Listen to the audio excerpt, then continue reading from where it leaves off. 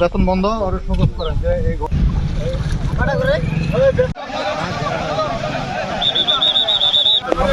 সুন্দর করে জানানোর জন্য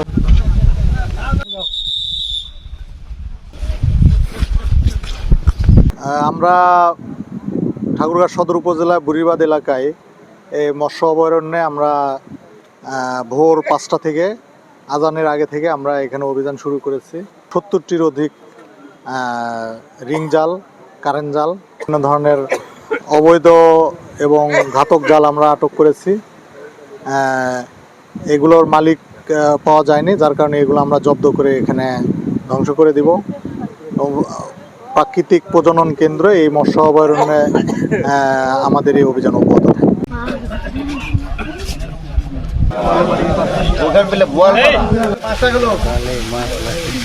বুড়িরবাদ এলাকায় যে পরিমাণ রিংজাল পড়েছে, এতে জলজ জীববৈচিত্র্য পুরোপুরি ধ্বংসের সম্মুখীন হয়ে গেছে।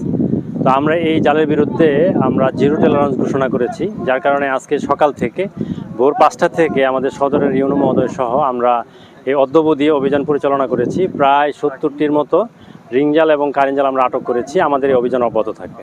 এই জালটা দিয়ে কোনো ধরনের জলজ প্রাণী বের হইতে পারে না। মাছ, ব্যাঙ, সাপ, কুচিয়া সহ জলজ অন্যান্য ছোট বড় সকল প্রাণী এই জালে আটকা পড়ে, যার কারণে এই জলজ জীববৈচিত্র্য টোটালি ধ্বংস হয়ে যাচ্ছে।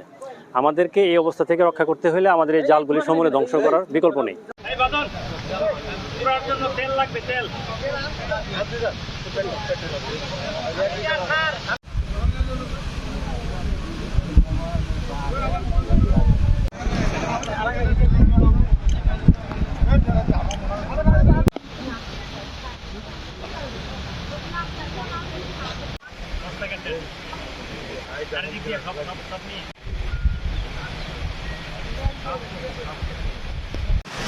অনেকগুলো জাল দিয়ে তো